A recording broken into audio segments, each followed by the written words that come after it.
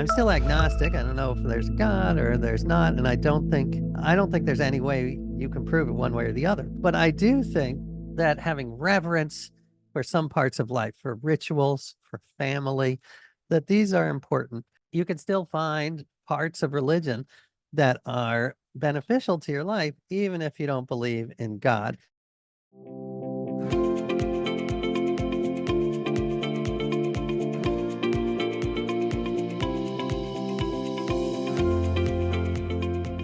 Okay, AJ, welcome to the show. Great to be here. Thank you.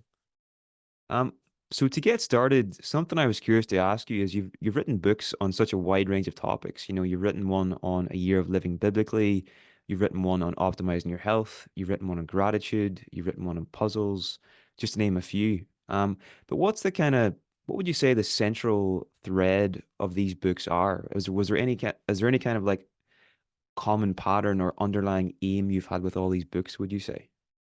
Well, I'm a huge fan of experimentation. So I think that's one of the common themes. They're all about experimenting to see what works, to see what doesn't. And all of them have aspects that were disastrous and made my life miserable. But they also, all of them had aspects that I learned from and took away and made my life better and changed me for good. So that's one of the major themes. And I've heard you say elsewhere that almost all of these books, in some sense, could be described as puzzles, and then you directly went at it with writing a book on like the puzzler. So Right. Well, I love puzzles. I mean, I've always loved puzzles since I was a kid. The crosswords and mazes and jigsaws and such. And I what I love about them is they're all about curiosity and trying to solve a problem. As opposed, there's a great I like a good rhyming phrase, Niall. So I love this phrase, don't get furious, get curious. Don't get furious, get curious. I first heard it when I was like listening to a psychologist talk about raising kids, but I apply it to everything. So I think that puzzles are more than just, you can take it beyond just crosswords and apply it to life, the puzzle of life.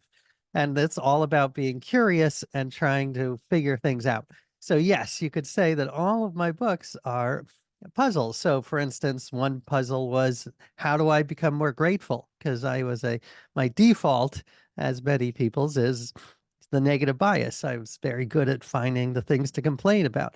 The uh, the inner Larry David. I call it the struggle between the inner Larry David and the inner Mr. Rogers. I don't know if you have Mr. Rogers over there, but so the puzzle was, how do I become more grateful? And the answer was to go out and thank people myself in person or over the phone or on email, and thank 1,000 of them for just a single cup of coffee. And that will drive home just how much goes right that we take for granted as opposed to focusing on the things. So that was a good puzzle, and I did make some headway. I changed my perspective, and I'm much more grateful, and I try to thank people much more. So that's just one example, but they could all be framed as puzzles.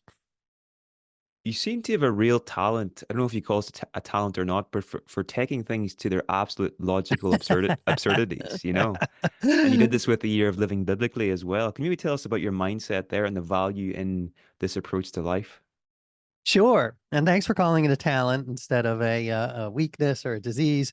But yes, I think that it's an interesting approach to push things to their limit. And then you can, that will reveal what works and what doesn't. So, for instance, you had mentioned that the first time you encountered my work was in Tim Ferriss's book, The 4 Hour Work Week. And that one, for that book was actually excerpted an article I wrote called My Outsourced Life, where I decided, this was like 20 years ago, and I decided I read about outsourcing and how banks and law firms were doing it, but I'm just a writer. But I thought, I like this idea of having other people do the work that I don't want to do. What if I outsourced my life? So I hired a team of people in Bangalore, India, to do everything for me. And they did. They answered my emails, they answered my phone, they read bedtime stories to my kids, they uh they argued with my wife for me. And it was awesome and absurd, as you say, but there were some things, as always, that you can take away. So I stopped doing it after a couple of months and started to live most of my life again. But there are things, at first, it taught me the value of delegating. Delegating, you're never going to get the exact same results if you delegate, but you will be much happier. And it also, one of the stranger ones, but I think that might be applicable to your audience, was I tried to outsource my worry.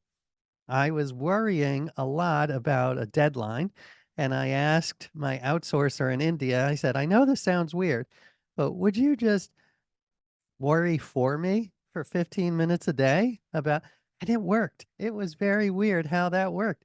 Now, I don't really do that much anymore. Sometimes I'll trade worries with a friend and, you worry about my kid passing this exam and I'll worry about whatever.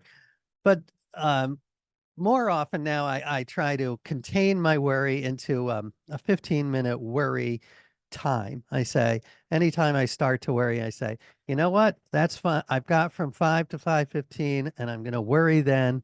Let's not worry now, because worrying is a waste of time. Worrying, problem solving is great. I love problem solving. I'll do all day. But worrying, where you're just ruminating over it, that is not a good use of your time. So I just give myself that 15 minutes to worry, and that is a much more efficient. And I don't know if I would have come up with that solution without the outsourcing ridiculousness.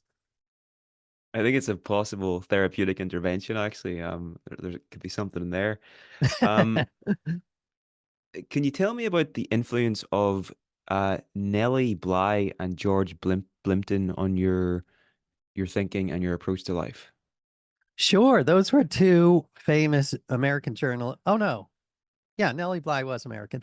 They were two American journalists. Nellie Bly was very early. She was in the 1800s, and she was famous. She was sort of famous for being the first experiential journalist or stunt journalist, some people call it, where she did things like when the book Around the World in 80 Days came out, it was a fictional book. She decided to try to actually do it and go around the world in 80 days, which was hard at the time. It was before planes. And she wrote about all of her stops, and she was very famous. George Plimpton also had a similar approach to life and writing. He was just a regular guy, but he convinced all these sports teams, professional sports teams, to let him play. So what was it like to be a quarterback in a professional game? What was it like to get hit by a heavyweight boxer? That one I have not done and don't plan to. But what I loved about them is what I mentioned before, the idea of curiosity, the idea of experience, eating your own dog food, I think sometimes they call it in Silicon Valley. So really getting to understand something, to really experience it. And that to me is the best way of learning, experiential learning. Something that blew my mind about this lady, Nellie Bly, is that she actually checked herself into a mental asylum to show how bad it actually was from the inside, and then write about it. But that's just such a huge risk because you might not get out, like, you know. Oh So yeah. that's I plus this was the 1800s. It wasn't like, now it would be a risk, but can you imagine back then? So she was fearless. She was really something, and she was a woman, and which was astounding. So at the time, it was, and still maybe is a very sexist profession. But yeah, I am always inspired by people who try things, and what I love about that is she was doing it not just to experience it, but to reform. So I do try in my books to do things that will hopefully make my life better and then transfer to the reader and make their lives better. for sure. Something that comes up there whenever you say that is this your book, It's All Relative. And I wanted to ask about that. Well, maybe you could give people just a brief intro to what that book was on, but then did this change how you felt about strangers in the world in any way? Did it change your worldview at all? Like to realize that in some sense we're all a little bit related. Like most people are cousins. Not everybody, but like Oh no, everybody. My thesis is everybody. And that book, it was called It's All Relative. That came out about 8 years ago. And it started because I got a strange email from a reader who said, I've read your books and you should know I'm your 12th cousin. And I thought this guy was going to ask me to wire $10,000 to Nigeria. But instead, it turned out he was legit and he's part of this group of scientists and researchers who are building a family tree that just boggles the mind. It's not a tree, it's a forest. And the idea is to connect not hundreds, but millions, tens of millions of people in the same family tree. And right now, using DNA and using sort of a wiki approach to collaboration, they have a family tree with 200 million people on it. So you can put in there almost any person like Barack Obama, and it'll tell you how you're related, sometimes through marriage. Like with Barack Obama, he's my third grade aunt's fifth grade uncle, seventh grade nephew, something like that. And but it is an astounding uh, fact to see just how we're all connected. And it's something we know instinctively, we're taught we're the human family. As a kid, we were taught about the human family, but now you can actually see this. And yes, I certainly, it changed my worldview. And I hope the hope of the book was that it would change other people's, to see that we try to treat people knowing that you are part of their family. And in Hawaii, I like every culture has their own kinship terminology. Like they have different ways of splitting up the family. But I love the Hawaiian kinship terminology because pretty much everyone's a cousin. You've got your parents and then your siblings, and everyone else is cuz. And I love that because it's technically true. Everyone is a cousin. In fact, I married my cousin. I found out through DNA testing that my wife and I are seventh cousins. I loved it. She was alarmed, but I told her, listen, it's just the way we're all related. So yes, that the idea was hopefully when someone cuts you off in traffic, you start to get frustrated, annoyed, and then you remind yourself, you know what? We shared a great, great, great, great, great grandpa.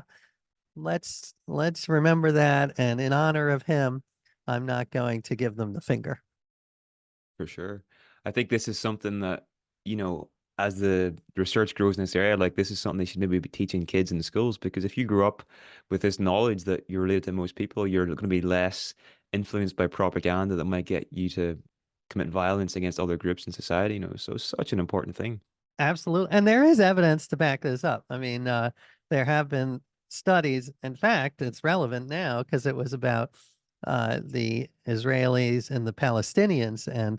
And when they showed them how closely they were related, when they showed two strangers that they were actually related, they treated each other more kindly in this this negotiation ritual that they had set up in the experiment. So yeah, there is some evidence that this might work a little. It's not the only way to solve the world's problems, but it is a tool and one we should use more of. And I heard that you, I think you interviewed George H.W. Bush because of this and Daniel Radcliffe as well. Is that right? Because they were like your 10th or 11th cousins. Exactly. I turned it into sort of the ultimate LinkedIn, because part of my job is how do I get to people and how do I convince them to talk to me? And this turned out to be a very effective method. And your listeners should use it if they want before everyone else starts to use it. If you go on sites like geni.com, geni.com, and get on this world family tree, you can figure out how you're related. So I emailed George H.W. Bush's chief of staff and said, I know, I know he doesn't do many interviews, but I am his cousin. We're 14th cousins. Would you make an exception? And she's like, well, I guess if you're a cousin, I guess maybe so. So it actually did work at times. I'm definitely going to use this. This is brilliant for for me for getting speakers and guests for the Yeah, podcast. So yeah, exactly. thanks for the heads up. All right, so you've run hundreds of experiments in the past few decades. Are there any that you've picked up that have had such a positive impact on your life that you wish you maybe had have you had have known about earlier? Anything, any habits that have really stuck with you that have had such a good effect? Oh, well, tons. First of all, I enjoyed listening to your back episodes because I just found another experiment I want to do, which is to write letters to and from my future self. I love that. One of your guests talked about that. So thank you. I'm always on the lookout for new experiments. But yeah, so there's so many, I don't know where to start. One is just uh the idea of trying not to gossip for a week. That uh gossip is fun in the short term, but it's kind of poisonous as well. Uh, and it makes me see the world in a more negative and cynical way. So trying not to say anything negative about anyone for a week. I mean, there are exceptions. You can say negative things about Stalin, but in terms of your friends and trying not to do that. Let me think. What are some other ones? Well, the one you mentioned before, the gratitude one. If I had known how much gratitude can affect your mood and your worldview, I would have been doing it a lot more. And the way to do it, I think, is just to force yourself to do it. So that's what this experiment in gratitude taught me, is I would wake up in a default annoyed mood and I would not feel like thanking anyone, but I would force myself to thank. I would act as if I would say, uh, all right, I'm going to call this person whether I want to or not, and I'm going to thank them for having the warehouse where my coffee beans were stored. And once you start doing it, then your mind catches up with your behavior. And that's one of the big themes all of my books is how much your behavior affects your emotions, how much the outer affects the inner. So there's a great quote. I wish I had made it up, but it's by like a 19th century preacher of some sort who said, it's easier to act your way into a new way of thinking than think your way into a new way of acting. Uh, so that's one. Let me just list off another couple because I feel like I didn't answer fully. I love talking to myself. That is a one that because I feel when I talk out loud, I say my thoughts out loud. I realize that many of them are so dumb and paranoid and idiotic that they are not worthy of my time. Whereas if I keep them inside in my mind, then they just keep going around. So I would talk to myself more often. Uh, I love the power of micro goals. So things like I do walk on the treadmill a lot, and sometimes I don't feel like it, but I say, you know what, I'm just gonna get on for 10 seconds, and then if I don't feel like it, I'll get off. But once I get on, I have never gotten off. But somehow having that mini goal of just 10 seconds really helps to get through to that first level. Amazing. Now, there's two things I want to share here about two things I'm grateful that I discovered through your work. The first is so before Christmas, we were supposed to do our interview, and what I learned from you about gratitude, but also your like experimental approach to life, I sort of decided to do this 12 days of gratitude experiment where I would reach out to one person per day that had a positive impact in my life and just let them know all the different reasons why I was glad that I knew them and how they'd had that effect. And it led to like me reconnecting with people that I hadn't spoken with in years. And it was just like I think it gave them a bit of a lift as well. And it was just a really cool thing to do. So I owe you thanks for that. And the second thing as well, AJ, is I heard you say on another interview that um a way that you've helped to sort of improve your decision making in the present is that you've used an app to create like an elderly version of yourself at like 70 or 80 and you keep this close to your desk or whatever. I've done Yes. something I've done something similar in my own life as well. Like I do like a weekly review and then I've got like a picture of myself at like I don't know, I think it's like 70 and I'm like what can you do for future now this week, whatever. So it's just top of mind when I'm planning my week that I want to do something for that person. I love that. Can I go deeper on both of those just quickly? First, can you give us an example of someone you thanked? Because I just love those kinds of stories. Like specific things I said, or Just someone you'd like. Was it a teacher? Was it a an old boss?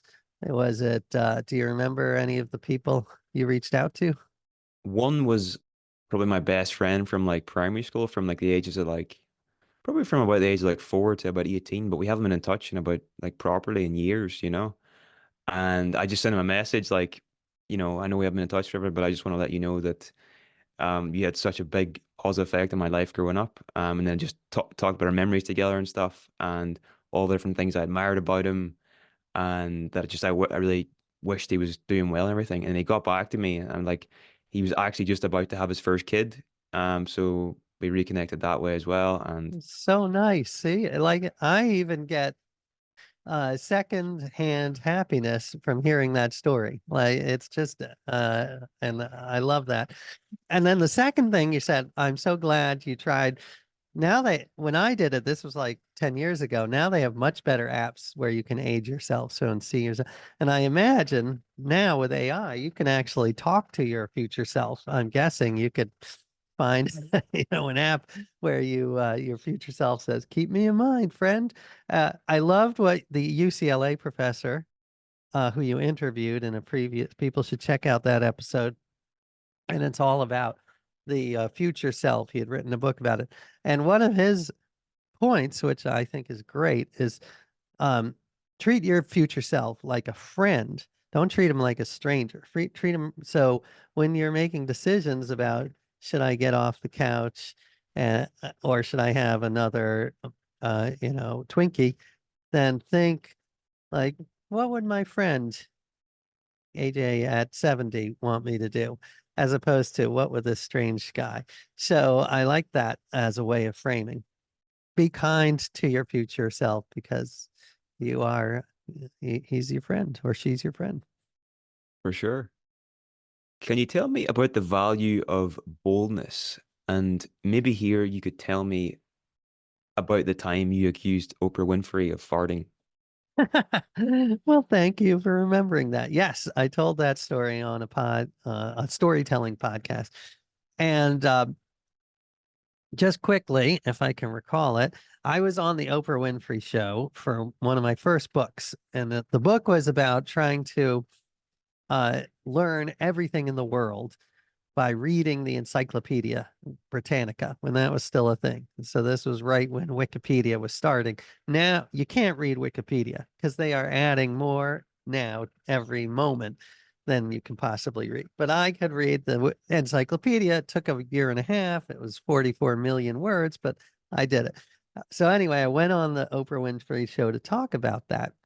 And before the show, she had had a little Q&A with the audience where they asked her weird questions. And one person asked her, and this was not for air, but just one asked her, do you ever fart while you're doing your show? And Oprah Winfrey said, sometimes I do, but I always hum a little tune to cover it up.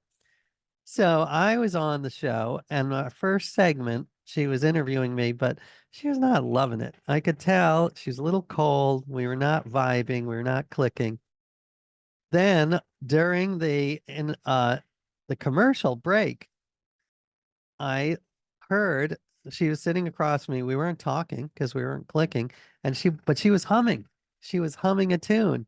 And I was like, I said to myself, should I do this? Like, should I make a joke, a fart joke at Oprah Winfrey's expense, the most powerful woman in media? And I was like, you know what? I'm gonna try it because things are not going well now. So I said, I pretended to smell something, even though I didn't. I pretended to smell her fart, and I waved my hand in front of my nose, and I said, "Woo, Oprah, that was a stinker," something like that. And she paused and then she laughed and we were bonded. It was like a 180 and she kept me on. The next segment went great and she kept me on for two additional segments that weren't planned. And it was because I took this risk. Now, I don't say always take the risk. I'd you've got to weigh the pros and cons, but sometimes there really is value in diving in and doing something that it might work, it might not. but failure is part of life. If it had failed, what's the big deal? I mean, it wasn't going great anyway, but it happened to have worked and it changed everything. So yes, be bold. And again, I was acting as if I were courageous. I did not feel bold. I did not be like, oh, I'm so confident that I can make this joke at this powerful person's expense. Instead, I just said, I'm going to do this. I'm going to pretend that I'm feeling confident and I'm just going to do it. And I did it and it worked out. It seems to be like a great way to pattern interrupt. Like there's just something like there'll be like mental patterns going on in Oprah's mind or whatever. And then whenever you do that, it totally shifts her out of her usual frame. And she's like, okay, this is novel, this is interesting. And then she behaves totally different, you know? So I think that was genius. Oh, thank you. Yeah, it did work that time. And I like the way you frame it, a pattern interrupt. Yeah, sometimes people, if you just step back, I do sometimes like to do that. Like if an interview is going awkwardly, I'll be like, man, this is not going well, or something like that.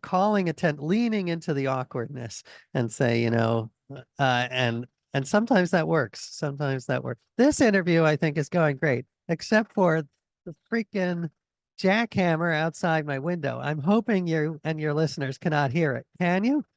I can't hear it, so don't worry. I Oh, think we're good. fine. It is like loud. It's like in my temple. But other than that, this I think is a delightful conversation.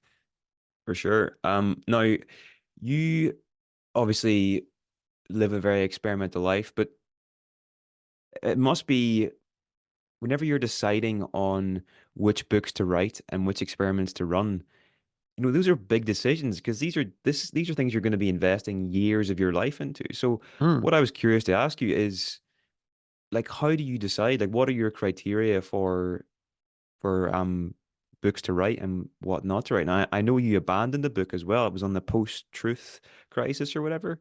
So like Exactly. Yeah. how do you Well, decide?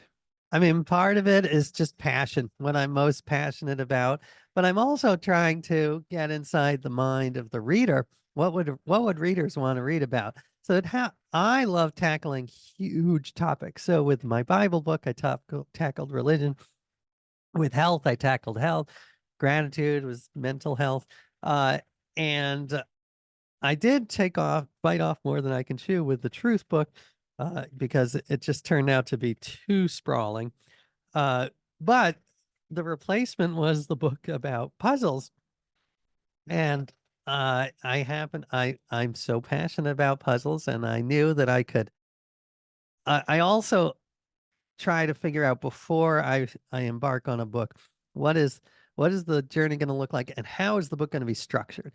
So with that one, the puzzle book, I knew that I would be able to put in puzzles into the book, so it would be fun for the reader. And I knew I wanted to hide a couple of puzzles in the book, like secret codes, when the first person to find it would win an actual cash prize, which has already been won. I'm sorry. So don't buy the book for that reason, but it's still in there and hopefully fun. So yes, trying to figure out sort of the algorithm of what I'm passionate about, what readers will be passionate about, what interesting structure can I attach to it, and how will it affect my life?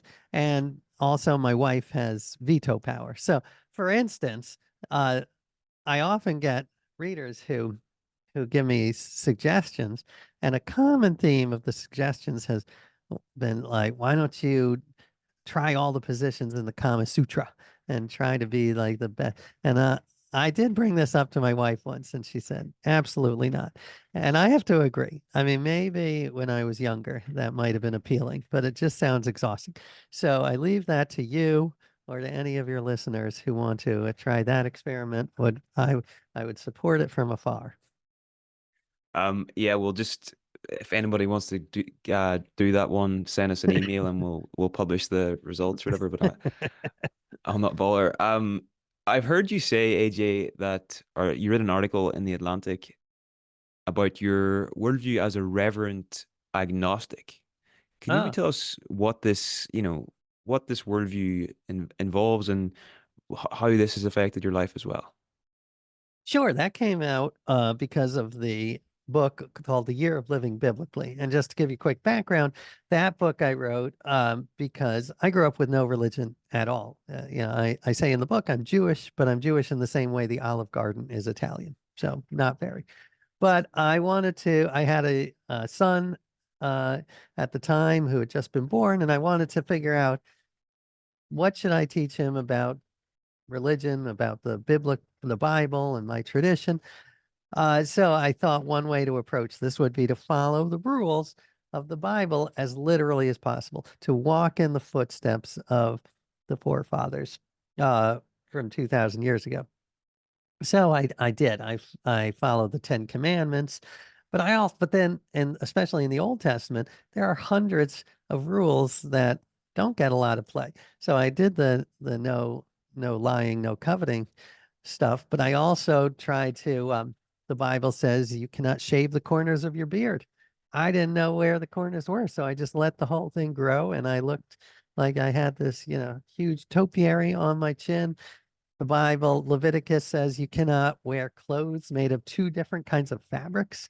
So I had to go through my closet and get rid of anything that was a blended poly cotton blend.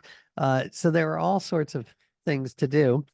And in the end, I had many takeaways, one of which was gratitude. I am still not a believer in God. I I found there were parts of religion that really resonated with me. There were the community, getting together with a community, doing good, this idea of trying to make the world better, and rituals. I think there are some lovely parts of rituals. So, the Jewish people have this annual Passover, where you just basically get around and eat and tell the story, which I'm not sure is true. I don't think it is actually technically true, but it's a lovely story about liberation and those kinds of things I like. So I guess my point with the phrase reverent agnostic was, uh, I'm still agnostic. I don't know if there's a God or there's not, and I don't think there's any way you can prove it one way or the other. But I do think that having reverence for some parts of life, for rituals, for family, that these are important. Um, and and so that's where I've come out. Sorry, that's where I've come out that it is. You can still find parts of religion that are beneficial to your life, even if you don't believe in God. And there are people who are much more secular, who are trying to adopt this mindset. There was a great book by Carl Sagan's daughter, actually, about how, and I think she had a similar background. She's Jewish, but not practicing at all. But she says, how can we involve rituals in our lives to make them meaningful, but not necessarily accept all of the supernatural that goes with it. And I love that. I love that because rituals really are important. For sure, for sure. Sorry. What effect did wearing white all the time have on your psychology? Well, that was a weird one because the Bible, and this no one really pays attention to, but in Ecclesiastes it says your garments should always be white. Like it's right there. And most people take it metaphorically, but I said if I'm living literally, I got to take it literally. So all of my clothes were white, and I had white pants and a white shirt. I looked like I was playing Wimbledon in like the 1920s. And I eventually I went to a robe for a part of it. And as I mentioned earlier, the outer affects the inner. It's a very powerful idea. And what you wear actually does affect your mind. And so weirdly, when I was wearing white, I felt different. I felt more pure. I felt cleaner. And I love that. And I used to have all dark hues in my wardrobe, and I've now brightened it up with all different colors. And I think it makes a difference. And there's a lot of science to back this up about how what you wear affects your mind. How wearing a uniform, for instance, has a huge effect on whether you obey authority. And it doesn't just affect your own mind, it affects how other people treat you. So when other people saw me wearing white, they were like, "Oh, that's interesting. Maybe he has some spirituality that I don't know about, so I better treat him with a little reverence or with contempt." It could go either way. I did read recently the writer Tom Wolfe is a famous writer in the 60s, 70s, and he wrote a famous book where he traveled with Ken Kesey and all of these people experimenting with LSD in the very beginning of that era. And he wore a white suit, a fancy white suit, and he liked it because he felt it set him apart. And they realized, oh, this guy, he is not he's not one of us. He's here to observe us. I'm going to, if I have anything to say, I'm going to talk to him. I prefer actually to blend in when I'm doing my reporting. I don't like to stand out, but it was interesting that he chose that route. Yeah, I might try just buying some more white clothes to see what that actually what that's actually like. Now, can you tell me about the work of Brad Blanton and what was it like to be just 100% honest for was it a full month you did it? Like, what was that like to A do that? couple of months, yeah. Well, this one came about because I found this. This was like, this again was a while ago, maybe 20 years ago. And I found out about a movement called radical honesty. And radical honesty was started by this psychologist named Brad Blanton. And he believes that you should never lie. You will live a better, more authentic life if you never lie. But he goes further than your average. He says that there should be no filter between your brain and your mouth, that like withholding something is lying. So if you notice that someone looks fat in that dress, you should say, "Oh, you look fat in that dress." And that will yield awkward moments, but in the end, it will be a better life because everyone knows you're telling the truth, and maybe that person will wear a different dress. Now, I thought this is interesting. I thought this in some ways sounds like the worst idea I've ever heard because the world runs on, we need some lies, otherwise men would be sexually harassing women all the time. And you would be fired from your job for saying, I hate my boss. So I was like, but I'm going to try it. Maybe there's something to it. And I will say, I tried it and it was horrible in many, many, many ways. But there was also always, as always, some good takeaways. So I'll give you the horrible and then I'll give you the good. So the horrible was things like, running into a friend of my wife's at a restaurant and like a childhood friend and them saying, "Oh, we should all get together." And I would have to say things like, "Well, you seem nice, but I have no interest in ever seeing you again." Because I don't have the time. I don't have time to see my real friends. So I have no interest. And that they were insulted. I felt like a horrible person. My wife was furious. No need to do that kind of radical honesty. But there's radical positive honesty. And that kind of um, what you did with your thankfulness project, I think counts as radical positive honesty. Is even though it's a little awkward, reaching out to someone saying how much they meant to you, that is lovely. Um, and even sometimes, uh, sort of, I wouldn't say positive or negative, but sort of neutral honesty definitely led to some breakthroughs. I remember I was having lunch with a friend and I said, "I just want to say I love you. And um, there's one thing in our relationship that bothers me is that you never invited me to your wedding." And he said, "Well, you didn't invite me to your wedding." And I'm like, "What? That's not true." And then it turned out it was true. I forgot to invite him to my wedding. So it was on me. But that little uh, black mark, that little complaint I have, it's gone. It's gone because I realize what happened. So that was another positive. So there are positives, ways to use on radical honesty in a good way. Use radical honesty for good, not for ill. Yeah. Definitely double-edged sword. Yeah, Um, exactly. so this podcast primarily focuses on psychology and things like behavior change and stuff as well. So can you maybe tell us about how you gave up dried mangoes?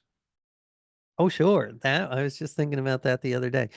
Uh, well, I had read there was some research by I believe it was a Yale scientist, who had said that one way to change your future behavior was to make a pact with yourself to say, and you could do this in positive or negative. You could say, if I don't eat candy for a week, I will reward myself by going to a movie, so you sort of make a pact. But you can do it the other way too. You can blackmail yourself. You can say, if I don't do some, if I do something naughty that I don't want to do, then I will punish myself. And one way to punish yourself is to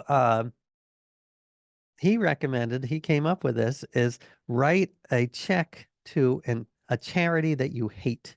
Write a check. So I wrote $100 check to the American Nazi Party. And I said to my wife, and I said, I'm serious about this.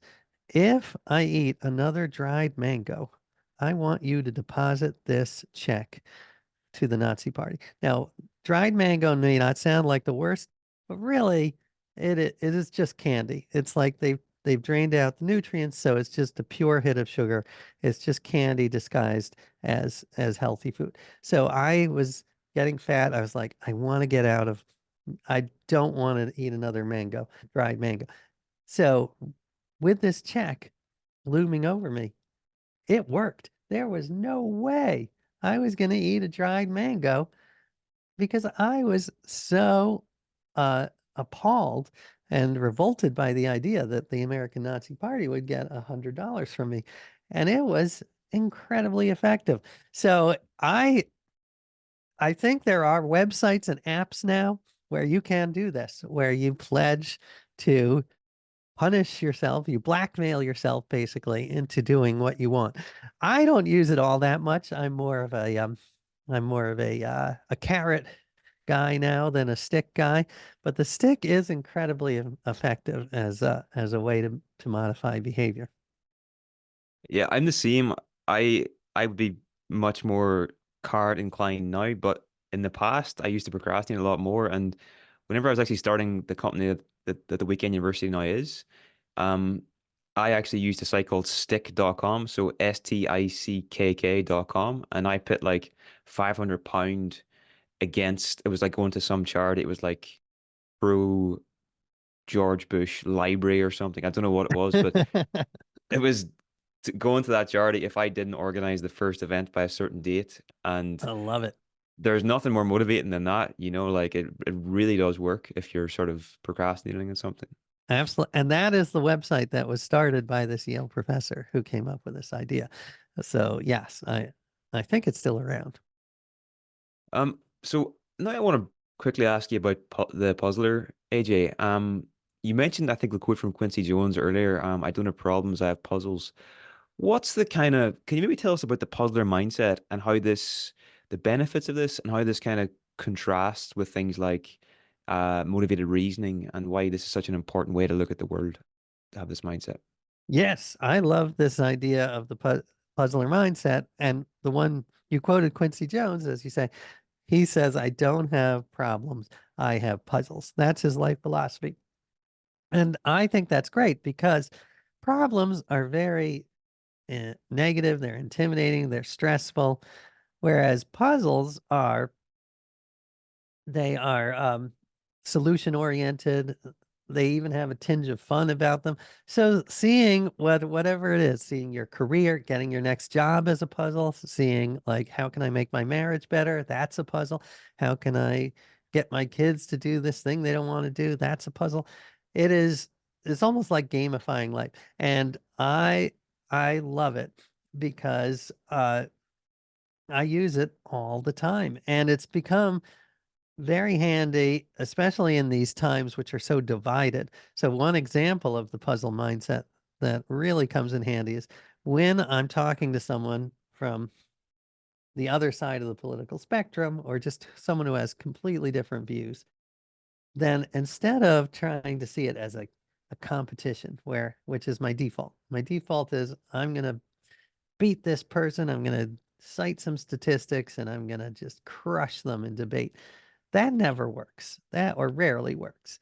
They polarize. You both get angry and you entrench. Instead, I try to see it as a puzzle. I say, let's figure out together, almost like a cooperative adventure. Why do we disagree so much? What is it? What fundamentally do we disagree on?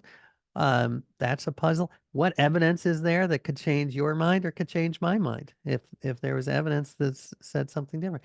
Um, if we're not able to change our minds, the puzzle is where do we go from here? Is there anything productive we can do? Even though we don't agree on that, I'm sure we agree on many other things. So what can we do that is productive going forward? So all of these things, it's a much healthier way to have a conversation. So in the end, instead of feeling anger and recrimination, I feel like, well, that was an interesting conversation. We made some progress. I have a little hope. Let's see what happens. And it's just a much healthier way to go through life, I find. It's so that reminds me of what you said earlier about don't get furious, get curious. Like that's such a great Exactly. mantra just to keep in your mind, you know. And these reframes are like they're so simple, but they're so powerful. I interviewed a psychologist one time who specialized in an approach called motivational interviewing, and Oh, one of the things that he shared is that anytime he's working with someone, his frame is always, this is the most interesting person in the world, right? oh, And that's his basic, like if this person was the most interesting person in the world, how would I act? What would I ask them? Things like that there. And I think if you have that frame, it's going to make every interaction so much more interesting than just not having it, you know? for sure. I agree 100%. I mean, frames are so important. I'll give you two examples of framing that I love.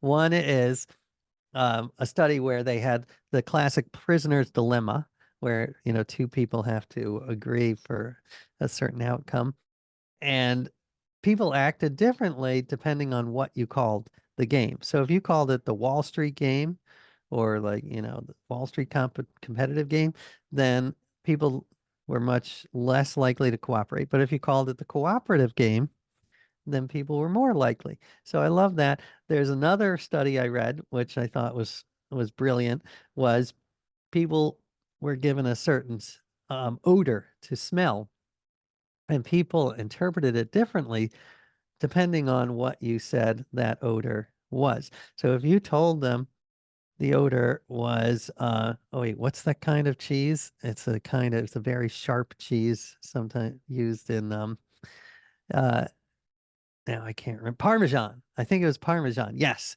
it was Parmesan. If you told them it was Parmesan, they're like, oh, that's a nice smell. And of course, if you told them it was vomit, then they were repulsed. But those two smells are actually very closely linked chemically. So it all was how you frame it, is how they reacted. So frames, as you say, so important. Yeah, definitely, definitely. Something else I wanted to ask you about is uh so puzzles are essentially tools for helping us to develop our lateral thinking and other like thinking strategies. And I've heard you say that solving the little puzzles helps you solve the bigger puzzles in life as well. And there's something in psychology called psychological flexibility. And the whole idea here is that it's not really what you think or feel that counts, it's how you relate to how you think and what you think and what you feel. And it's all about being able to shift perspective and see from different points of view and everything else as well. And whenever I hear you speak about puzzles, it really strikes me that they could potentially be a therapeutic intervention for actually helping people to think more flexibly about their problems and things. What are your thoughts on that? Like, do you think there's anything there? I love it. Yeah. I mean, I have two thoughts. One is I love the idea of trying to frame my my inner psychology as a puzzle. Like, I'm depressed. Is there a why am I depressed, and trying to be curious about it. So you sort of put a layer between you and the depression. I like that. And then, like you say, I am such a huge fan of flexible thinking, because I think we I fight it every day. We get stuck in these mental ruts, these neural ruts, and our go-to is always to think about a problem the same way. But all of the great, not all, I shouldn't say that. I should say, but I would say so many great ideas, so many great solutions come when you think flexibly. The cliche is to think outside the box. I feel okay using the cliche because it actually comes from a puzzle. The puzzle was these 9 dots in a square. How do you link them using only 4 lines? And the only way to do it was to go outside of the box. So draw a long line. Um, so yes, flexible thinking. And my next book is about the Constitution. And one of my favorite founding fathers was Ben Franklin. And he said he was a huge fan of flexible thinking and epistemic humility. And he said, the longer I live, the less sure I am of the rightness of my opinions. And I love that. If we can all keep that in mind, then I think the world would be such a better place. Definitely, definitely. And just to give people an example of an interesting puzzle, can you tell us about Gauss? I don't know if I'm probably pronouncing that wrong, but Gauss, the 9-year-old who was given this mathematics puzzle. It was like different ways to. Oh yeah, no, I know what you mean. Yes, this was it's a famous story. Probably has some seed of truth to it, but this is one of the most famous mathematicians, I believe, in the 1800s. I think he was German, and he was at school, and the teacher said, I guess the teacher didn't want to work too hard, so he said to the class, "All right, everyone, add up the numbers between 1 and 100." And then he thought he could just kick back and relax for the rest of the class, but instead 10 seconds later, Gauss, the young 9-year-old Gauss, raises his arm and says, well, I got the answer. And the teacher was incredulous. He said, what, you cheated? I don't understand. And no, Gauss had done the answer. It's just he had thought about the problem before and said, what is the best way to solve this problem? The default is just to do what I would do, which is to add 1 plus 2 plus 3. So you get to 3, then add 3 is 6, then you add 4 is 10. That is going to take you a while. But he said, you know what? There's another way to look at this problem. I realize if you're adding 1 to 100, if you take the outside, if you take the 1 and the 100 and you add them together, you get 101. And then you do it 2 and 99. You also get 101. So why should I bother with adding all of them up? Instead, let's pair them off. So you've got 50 pairs that equal 101. So what would that be? 5,050 if you add 50 times 100 is, I believe, 5,050. I could be wrong. And so 10 seconds later, he raises his hand. And I love that because before diving into the mini grind, he took a step back and it's like, is there another way to do this? Maybe there is an easier way. And he was right. Yeah, I think it's such a great example just about the power of this way of thinking about the world. And just a couple more questions now to finish up, AJ. So I'm currently writing my first book, and Great. you've done this prolifically for decades now. So I just wanted to ask, um, any general advice on writing a great book? I know that's a terrible question, but any, or maybe any complementary skills that maybe aspiring writers should develop in addition to writing and storytelling? Anything come to mind whenever I ask that question? Well, interesting. I'll give you a couple of strategies that work for me, and maybe they work for you. One is certainly the idea of breaking it down. I try not to think, oh, I'm going to write a book. Instead, I'm gonna write a series of chapters, and then at the end, I'm going to try to link them together and go back and thematically link them and narratively link them. But I find that much less intimidating than saying, oh, I'm going to write a book. I'm going to say, I'm going to write these series of stories and then connect them. Another one I have is just the idea of blocking off time. I mean, if you have that, for this last book, I went on the Ben Franklin schedule, which was I woke up at 5 a.m. and I wrote like until noon every day.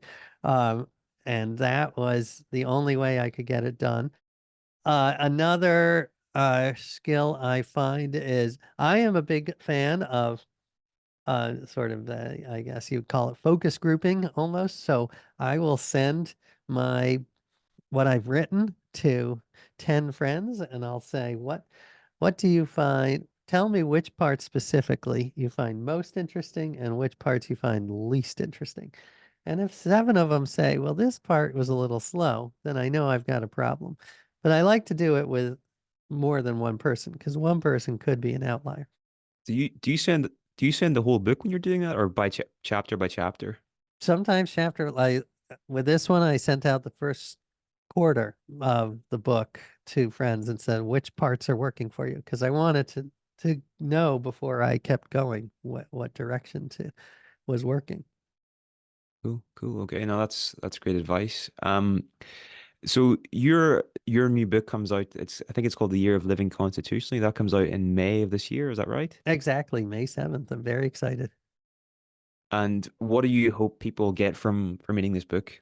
What were your aims in writing it? Well, I'm very excited. I'm not allowed to talk about it too much because the publisher will be angry at me, but the idea is basically it's a follow-up to The Year of Living Biblically. And in this one, I try to understand the Constitution, the US Constitution, by following it as literally as possible, trying to express my rights using the tools and mindset of our founding fathers. So for instance, I walked around New York with a musket because that's my Second Amendment right is carrying bearing arms. For my First Minute, I wrote pamphlet instead of going on Twitter or X. I wrote pamphlets with a quill pen and I handed them out. And I guess there were 2 parts to the book. One is the idea of how flexible should we be when we're interpreting the Constitution, which is a very big issue and the one that affects the Supreme Court decisions on every part of our life. And then the second part is, are there any values, anything from the 1700s that are worth reclaiming? There's a lot that was terrible. It was a sexist, racist, horrible time in many, many ways. But it was also, they were slower thinkers because they were writing instead of texting. They only read the newspaper. It came out 2 or 3 times a week instead of 18 hours of negative news in my face all the time. And there's a huge advantage to that. And there is more of a stress on the common good, on virtue. All of these things I found changed my life for the better. We don't have to go back to the horrible sexist, racist times, but there are some lessons that are very, I think, urgent for us right now. For sure, for sure. Well, I can't wait to read it whenever it comes out. And if you're looking to promote it, I'd love to share it with our audience. Well, if you want to do another interview sometime in the future, that could be fun. Oh, listen, I'd be delighted to come back. I have plenty to talk about there. Okay, well, I'll let you go, AJ. I just want to say thank you so much. I think 3 words that really come to mind whenever I'm thinking about AJ Jacobs would definitely be gratitude, curiosity, and experimentation. Those are kind of the 3 things that I really say that you embody. So that's really 3 powerful things to be putting Well, out into the world. I have I have extreme gratitude for that because those 3 are some of my favorite ideas, concepts, feelings. So thank you for all that you do and for having me on. I had a great time. My pleasure. All the best, and we'll talk soon. All right. Thanks, Niall. Thank you for listening, and I hope you enjoyed the show. If you'd like to hear the full version, you can do so with the Weekend University Premium membership. This gets you access to our mastered library of over 5 years of psychology conferences, including over 230 talks and interviews with the world's leading psychologists, professors, and authors, unlimited CPD certification, transcripts, quizzes, premium passes for our annual conference, online courses with Richard Schwartz and Deb Dana, and more. The cost is £97 for 1 year, which breaks down at around 27p per day. The best bit is you can try it out for 30 days completely risk-free, as all orders come with a 100% money-back guarantee. If you're interested, please go to twmembers.com for more information.